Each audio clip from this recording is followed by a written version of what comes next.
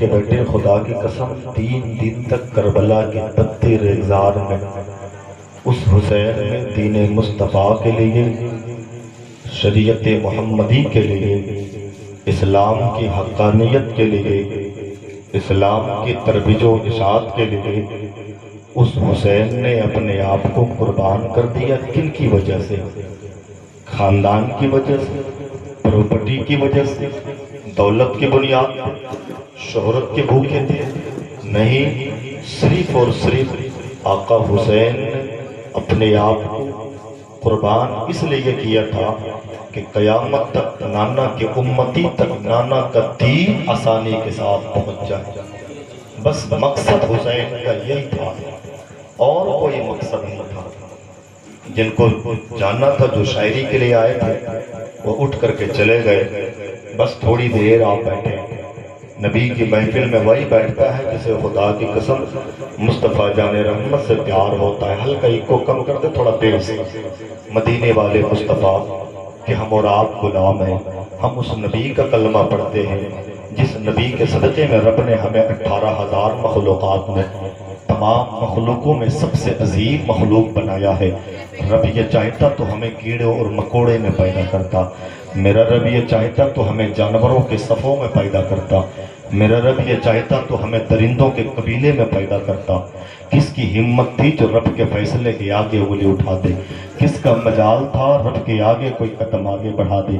یہ تو رب کی مرضی ہے کہ رب نے اپنے محبوب کے صدقے میں 18,000 مخلوقات میں تمام مخلوقوں میں سب سے حسین ہمیں بنایا ہے۔ اس رب کعبہ کا احسان ہے کہ مدینے والے مصطفیٰ کے صدقے میں رب کریم نے ہمیں تمام مخلوقات میں سب سے عظیم بنایا۔ اور یہاں تک کہ نہیں، رب نے ہمیں سب سے عظیم بنا کر کے اپنے محبوب کی غلامی عطا فرما دی ہے۔ کتنے ایسے نبی ہیں جو مصطفیٰ کی غلامی میں پیدا ہونے کی خواہش اظہار کیا ہے، لیکن قربان جاؤ مسلمانوں، اللہ نے ہمیں یہ شرف دیا ہے، ہمیں بظاہر دولت تو نہیں دیا ہے، لیکن یاد رکھنا مصطفیٰ کے عشق کی دولت ہمیں عطا کیا ہے۔ مدینے والے مصطفیٰ نبی کی محفل میں بیٹھے ہیں، ذکر شہدائے کربلا کی محفل میں بیٹھے ہیں، کیا انعام ملتا ہے؟ اس کا بینیفٹ کیا ہے؟ مدینے والے مصطفیٰ ہے، مدینے پاک کی گلیوں سے گزر رہے تھے، ایک آواز، اتنے میں آواز آ رہی تھی، ایک صحابی کے گھر سے آواز آ رہی تھی۔ میرے آقا اس صحابی کے دروازے تک پہنچتے ہیں، مدینے والے مصطفیٰ نے دروازے کو دستک دی۔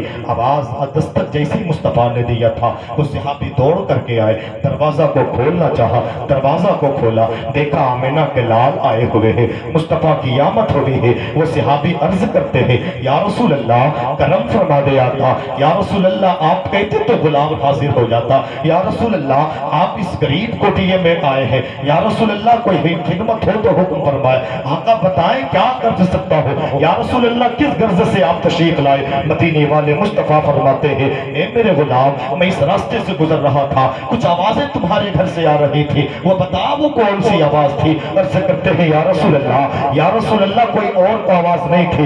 آقا فرماتے ہیں کوئی آواز تو آ رہی تھی، بتا وہ کون سی آواز تھی؟ وہ غلام عرض کرتا ہے یا رسول اللہ علیہ السلام، یا رسول اللہ میں کچھ نہیں کر رہا تھا، بس اتنا کر رہا تھا اپنی بیوی کو قریب بٹھایا تھا، یا رسول اللہ بچوں کو بھی بٹھا لیا تھا، یا رسول اللہ گھردار کو بٹھا لیا تھا۔ آقا پوچھتے بتا کر کیا رہا تھا؟ مدینے کے تاجدار فرماتے ہیں میرے غلام بتا کس مقصد سے بیٹھا تھا؟ عرض کرتا ہے یا رسول اللہ علیہ السلام، یا رسول اللہ بیوی کو قریب بٹھایا تھا، بچوں کو ساتھ بٹھایا تھا، جوانوں کو ساتھ بٹھایا تھا، یا رسول اللہ اپنے بچوں کو بتا رہا تھا یہ لوگوں میرے مصطفیٰ غریبوں کو نوازتے ایسے ہیں، اے میری بیوی کو بتا رہا تھا وہ سبا مسکراتے کیسے ہیں، میرے مصطفیٰ کے پاپوشی محبت کا عالم کیا ہے؟ یا رسول اللہ آپ کی نعتیں پڑھ رہا تھا، یا رسول اللہ گھر والوں کو بتا رہا تھا مصطفیٰ کی عظمت کیا ہے، مصطفیٰ کا وقار کیا ہے، یا رسول اللہ علیہ السلام کچھ نہیں کر رہا تھا بلکہ یا رسول اللہ آپ کی نعتیں پڑھ رہا تھا۔ تب مدینے کے تاجدار فرماتے گئے غلام چلو کام کر رہا تھا تو بخشا جائے گا، صبح قیامت تک جو بھی کرے گا بخشا جائے گا۔ نعرہ تکبیر، نعرہ رسالت، علماء اہل سنت علامہ شمیم اختر صاحب فیضی شہید اعظم کانفرنس، نعرہ تکبیر، नारे रिसालत भाई जिंदाबाद। हुजूर की महफिल में बैठे ना, अदब के साथ बैठे, हुजूर की महफिल में बैठे, सलीके के साथ बैठे। ये न सोचे कि गरजती आवाज़, प्रेशर वाली आवाज़ को लोड महसूस करेंगे, हमें क्या मिलेगा। खुदा की कसम वही मिलेगा जो मुस्तफ़ा के सहाबों को मिला है, मुस्तफ़ा के सहाबा को मिला है। बस और आप हुसैन की मोहब्बत में बैठे, लेकिन हमें समझना है कि हुसैन का मिशन क्या था, हुसैन का मिशन क्या था। क्या ज़रूरत थी करबला जाने की, क्या ज़रूरत थी करबला जाने की, घर में बैठे रहते। आज आपने हमें दावत दिया तो हम आपके घर आए, कल आपने दावत, कल की दावत आपके यहाँ नहीं, कल नहीं आएंगे आपके यहाँ। आज आपने बुलाया है तो आपके यहाँ आए हैं। क्यों आए हैं? ऐसे नहीं आए हैं, आपने बुलाया है तब आए हैं। किस लिए आए हैं? मदीने वाले मुस्तफ़ा की नाते पढ़ने के लिए आए हैं, मदीने वाले मुस्तफ़ा की नाते सुनाने के लिए आ रहे हैं। अभी हम दोनों आ रहे थे, हज़रत भाई मुख्तार और हम दोनों साथ में थे। हमने ट्रेन में देखा, ये बिल्कुल एकदम यूँ सुने कि जो देखा हुआ मंजर है ना, जो देखा हुआ माहौल है, उसे मैं आपके सामने बयां कर रहा हूँ। मैंने मुख्तार भाई से कहा था, मुख्तार भाई अल्लाह का शुक्र और एहसान है कि रब करीम ने हमें वो इज्जत अता फरमाई है ना, वो वक़ार हमें बख्शा है रब करीम ने कि मदीने वाले मुस्तफ़ा की नाते पढ़ने का सलीका हमें दिया गया, मुस्तफ़ा जान रहमत से मोहब्बत का सलीका हमें दिया गया। हमने ट्रेन में देखा कितने ऐसे हमारे इलाके के लोग थे, जो सारे लोग आज लोगों से जिससे मुलाकात होती, डॉक्टर साहब हम पूछ रहे थे कहाँ जा रहे हो, सारे लोगों ने कहा था जसीडी जाएंगे। हमसे पूछ रहे थे हजरत आप लोग कहाँ जा रहे हैं, हमने कहा कि हम ज़्यादा दूर नहीं जाएंगे, बस मथुरापुर में उतर जाएंगे। लोगों ने कहा था किस मसलहत से आप जा रहे हैं, हमने कहा था हुजूर की नाते पढ़ने जा रहे हैं। मिलाद शरीफ की महफिल है, ज़िक्र शुहदाए करबला की महफिल है, उसी महफिल में शिरकत की गर्ज से जा रहे हैं। जब हमने पूछा कि आप सब कहाँ जा रहे हैं, लोगों ने कहा था कि हजरत हम पूना जा रहे हैं। हमने कहा पूना क्यों जा रहे हैं, कहा वहीं पे मजदूरी करते हैं, वहीं पे मेहनत करते हैं। हमने कहा कि इलाके में कारोबार नहीं है, आप इलाके में क्यों नहीं करते। उसने कहा कि हजरत बात ऐसी है कि अगर यही इलाके में करेंगे ना तो दीन के दिहाड़ी 500 रुपये मिलेंगे, उससे घर बार नहीं चलने वाला है, घर बार की औलादों की तरबियत नहीं कर पाएंगे, बच्चों की देखभाल ही नहीं कर पाएंगे। खुदा की कसम हमने कई ऐसे लोगों को देखा जो हमारे सामने लोगों के फोन पे फोन आ रहे थे, बच्चियां कह रही थी बाबा आप कहाँ चले गए, बेटे कह रहे थे बाबा आप हमें छोड़ के क्यों चले गए, बाबा हमें अब छोड़ के क्यों चले गए। जब इतना फोन पे हमने सुना था तब हमने कहा था साहब जब बच्चियां इतनी मोहब्बत करती है, औलाद इतने प्यार आपसे करते हैं, जो प्रदेश जाते हो, जो नहीं अपने देश में रहते, जो इसको छोड़ कर जाते हो, प्रदेश क्यों चले जाते हो। उसने कहा था बात ऐसी है हजरत, प्रदेश जाते हैं यहाँ पे 2 रुपए बचा सकते हैं,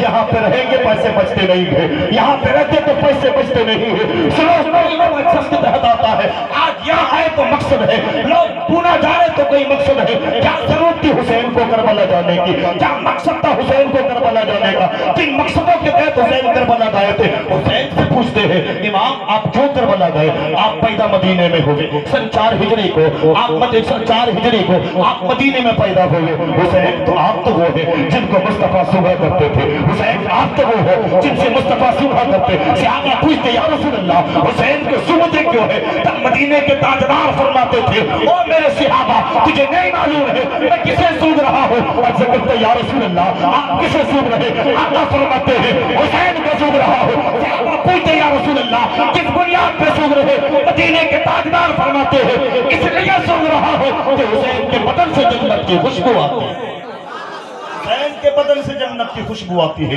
हुसैन आप क्यों मदीना छोड़ के जा रहे हैं, आपका तो ये आलम है जिसे मुस्तफा सुबह करे। हम तकरीर इसलिए करते हैं कि मुस्तफा राजी हो जाए, आप बातें इसलिए सुनते हैं मुस्तफा राजी हो जाए, आप बैठ करके इसलिए सुनते हैं मुस्तफा राजी हो जाए। सब कोई मुस्तफा को राजी करना चाहता है और करेगा भी क्यों नहीं। बरेली के ताजदार ने कहा था खुदा की रजा चाहते हैं दो आलम, खुदा चाहता है रज़ाए मोहम्मद, यानी मुस्तफा जिससे राजी होता है उससे रब राजी होता है, जिससे मदीने के ताजदार नाराज हो जाए उससे रब भी नाराज हो जाता है। इसलिए लोग मुस्तफा को राजी करते हैं। हुसैन आपके नाना तो मदीने के ताजदार है, हुसैन आपके नाना तो दो आलम के मुख्तार है, फिर आपको मदीना छोड़ने की जरूरत क्यों पड़ी। तब हुसैन जवाब देंगे, हुसैन फरमाएंगे कि लोगों पारान की चोटी पे खड़े होकर के जब मदीने के ताजदार ने ऐलान नबूवत फरमाया था और उसके बाद से पैगंबर इस्लाम ने जब 63 साल जिंदगी आपने पाई है, 40 साल سال کے بعد میرے آقا نے نبوت کا اعلان کیا. 63 سالہ زندگی آپ کی تھی.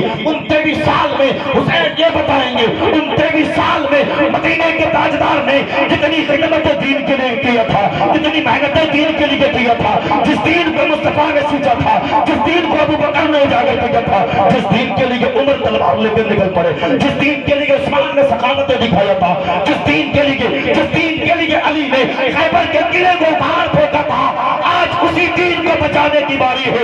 حسین اپنا شہر نہیں دیکھے گا, حسین اپنا دربار نہیں دیکھے گا, حسین اپنے خاندان کو نہیں دیکھے گا, بلکہ سب کو لوٹا دے گا. نانا کی شریعت کو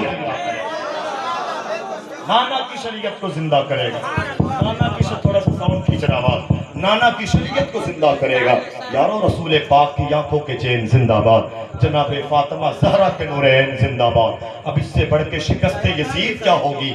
کہے یزید کا بیٹا حسین زندہ باد. اس حسین کے ماننے والے ہیں, اس حسین کے چاہنے والے ہیں. مدینے کے تاجدار مصطفیٰ جان رحمت صلی اللہ تعالی علیہ وسلم, اس حسین نے کربلا کے میدان سے ہمیں یہی درس دیا ہے. حسین کا مشن یہی تھا کہ جان جائے گوارا ہے, اولاد قربان ہو جائے گوارا ہے, دربار لٹ جائے اس کو گوارا کر سکتا ہو, لیکن مصطفیٰ کی شریعت پہ کوئی آنچ آ جائے, مصطفیٰ کے دین پہ کوئی انگلی اٹھائے گا, مصطفیٰ کے دین پہ کوئی سودا کرے گا, تو حسین گھر میں نہیں بیٹھے گا, حسین گھر میں نہیں بیٹھے گا, حسین اولاد کی پرواہ نہیں کرے گا, حسین دربار کی پرواہ نہیں کرے گا, بلکہ تنہا حسین نہیں بلکہ چیما علی اسلم کو بھی ساتھ لے کر کے کربلا کی تبتیر اگزار میں حسین قربان خود بھی ہوگا, اولادوں کو بھی قربان کرے گا. مصطفیٰ کی شریعت کو زندہ کرے گا, مصطفیٰ کی شریعت کو زندہ کرے گا.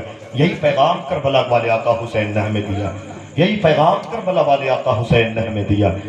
امام علی مقام امام حسین رضی اللہ تعالیٰ عنہ, امام حسین جب کربلا سے آپ مدینہ سے نکلے, جب لوگوں نے ظلم و ستم کے پہاڑ, چونکہ عرب کا ایک دستور آج بھی ہے, عرب کا ایک دستور آج بھی ہے کہ جب کوئی خلیفہ انتقال کر جاتا ہے نا, تو جب تک نئے خلیفے کی بیعت نہ ہو جاتی ہے, جب تک نئے خلیفے کی بیعت نہ ہو جائے, تب تک اس مرے ہوئے خلیفے کا اعلان نہیں کرتا ہے امام علی مقام امام حسین رضی اللہ تعالیٰ عنہ. آؤ میں آپ کو بتاؤں, حضرت امیر معاویہ نبی پاک علیہ السلام کے صحابی ہیں. خبردار کسی صحابی کے لیے کوئی غلط جملہ نہ بولنا. مصطفیٰ کے صحابی ہیں, کاتب وحی ہیں, نبی اکرم علیہ الصلوۃ والتسلیم کے پیارے دیوانوں. حضرت امیر معاویہ کے انتقال ہونے کے بعد یزید تخت نشین ہوا, اور یزید تخت نشین ہونے کے بعد یزید نے پیغام بھجوایا. یزید نے ولید بن عقبہ سے کہا, جو اس وقت مدینے کے گورنر تھا, ولید بن عقبہ سے یزید نے کہا تھا کہ لوگوں امیر معاویہ کا انتقال ہو گیا ہے, ایسا کرو کہ سارے لوگوں سے میری بیعت لو, سارے لوگوں سے میری بیعت لو, سارے لوگوں سے بیعت لو, خاص کر کے ان افراد سے میری بیعت ضرور لینا. ان میں سے حضرت عبداللہ ابن زبیر تھے, حضرت عبداللہ ابن عمر تھے, حضرت امام علی مقام امام حسین بن علی کی ذات تھی. ان تینوں سے ان شخصوں سے فرمایا کہ سب سے پہلے ان لوگوں سے بیعت کرو, اگر یہ مان جائے تو ٹھیک ہے, اگر نہ مانے تو گردن اڑا دینا. ولید بن عقبہ نے, جب ولید بن عقبہ کو یزید نے یہ پیغام بھجوایا, ولید بن عقبہ نے مغرب کا وقت قریب ہوا چاہتا تھا, امام علی مقام کو پیغام بھجوایا کہ حسین آپ گورنر ہاؤس میں آئے, حسین آپ گورنر ہاؤس میں آئے. امام علی مقام گورنر ہاؤس میں 14 سے زائد نوجوان لڑکوں کو لے کر کے امام علی مقام مدینے کے گورنر ہاؤس میں پہنچے نا. جیسے ہی گورنر ہاؤس پہنچے نا, امام علی مقام نے ان نوجوانوں سے کہا تھا کہ خبردار اندر مت آنا, اگر دیکھنا میری آواز بلند ہو جائے, اگر میری آواز اونچی ہو جائے تب تم اندر آنا, نہیں تو ایسے اندر مت آنا. حضرت امام علی مقام اتنا کہہ کر کے آپ گورنر ہاؤس پہنچے. ولید بن عقبہ کے قریب جیسے گئے, آقا حسین کو دیکھ کر کے ولید بن عقبہ بھی جانتا تھا حسین کا وقار کیا ہے, حسین کی عظمت کیا ہے, حسین کی رفعت کیا ہے, حسین کون ہے. ولید بن عقبہ بھی جانتا تھا, نرم دل کا آدمی عقبہ ولید بن عقبہ تھا. اس نے حسین سے سارا ماجرا بیان کیا, ساری باتیں امام علی مقام کو بتا دیا. ساری باتیں امام کو جب بتا دیا نا, امام سے کہا کہ آپ کے لیے حکم ہے آپ یزید کی بیعت کر لیں, آپ یزید کی بیعت کر لیں. ایسا حکم یزید کا ہے کہ آپ ہم سے کہا گیا ہے کہ حسین جب آئے نا, حسین سے میری بیعت لو, سختی کے ساتھ اس سے کہو کہ میری وہ بیعت کرے. امام علی مقام نے اتنا سنا نا, میرے امام نے فرمایا تھا, میرے امام نے کہا تھا کہ سنو, یزید کو اگر حسین کی بیعت لینی ہے تو یزید سے کہو وہ طریقہ اپنائے جو طریقہ صدیق اکبر کا ہے, یزید سے کہو وہ طریقہ اپنائے جو طریقہ فاروق اعظم کا ہے, یزید سے کہو وہ طریقہ اپنائے جو طریقہ عثمان غنی کا ہے، یزید سے کہو وہ طریقہ اپنائے جو طریقہ مولا کائنات کا ہے، یزید سے کہنا وہ طریقہ اپنائے جو میرے بھائی حسن مصطفیٰ کا ہے۔ ولید بن عقبہ نے کہا کیا کہنا ہے؟ کہا کہ یزید سے کہہ دینا جامع مسجد میں جمعے کے دن وہ اعلان کر دے کہ میں تمہارا حاکم بننے والا ہوں، میں تمہارا حاکم بننے والا ہوں، اس طریقے کے ساتھ تم میری بیعت کرو، اس طریقے کے ساتھ تم نے ابو بکر کی بیعت کی تھا، اس طریقے پہ عمر بیعت کرو، اس طریقے پہ تم نے عمر کی بیعت کی تھا، اس طریقے پہ بیعت کرو، اس طریقے پہ تم نے عثمان کی بیعت کی تھا، اس طریقے پہ بیعت کرو، اس طریقے پہ مولا کائنات کی بیعت کی تھا۔ یزید سے کہنا یہ طریقہ اپنائے۔ اگر یہ طریقہ یزید اپناتا ہے اور تمام مجمع عام میں اگر یزید تھوڑے لوگوں کے سامنے کہتا ہے، اگر سارے لوگ بیعت کر لیں گے تو حسین بن علی بھی بیعت کر لے گا، لیکن حسین چھپ کر کے بیعت نہیں کرے گا، حسین چہار دیواری کے اندر میں بیعت کر کے بیعت نہیں کرے گا۔ حسین کو اگر حسین کی بیعت لینی ہے تو مجمع عام میں یزید کو بلاؤ۔ اتنا سن کر اتنا کہنے کے بعد امام علی مقام گورنر ہاؤس سے نکلے۔ جیسے ہی گورنر ہاؤس سے نکلنا تھا، ایک شخص اتنا بڑا ظالم تھا، مروان اتنا بڑا ظالم تھا، اس نے ولید بن عقبہ سے کہا تھا کہ ولید سے کہا تھا ولید اگر تو نے ابھی حسین کو جانے دیا، ابھی اگر تو نے حسین کی بیعت نہ کی ہوئی، حسین کی بیعت لینی نہ لینی تو یقین جانو قیامت تک حسین پہ قابو نہ پاؤ گے۔ اگر حسین مان جائے تو ٹھیک ہے، اگر حسین نہ مانے تو حسین کی گردن اڑا دو۔ جیسی اتنی آواز امام کے کانوں تک پہنچتی ہے، میرے امام کھڑے ہو گئے۔ آپ نے فرمایا تھا او مر جانا تو کیا بات کرتا ہے کہ تم اس سے مقابلہ کرے گا؟ اگر ماں کا دودھ پیا ہے تو حسین ابن علی کے مقابلے میں آ، تو مجھے پہچانتا نہیں میں کون ہوں؟ میری امام سے حیدر کرار کا کھول بول رہا ہے، میں اس علی کا بیٹا ہوں جسے 40 صحابہ مل کر کے جس خیبر کو فتح نہ کر پائے، اس علی نے تلاش سے اٹھا دیا تھا۔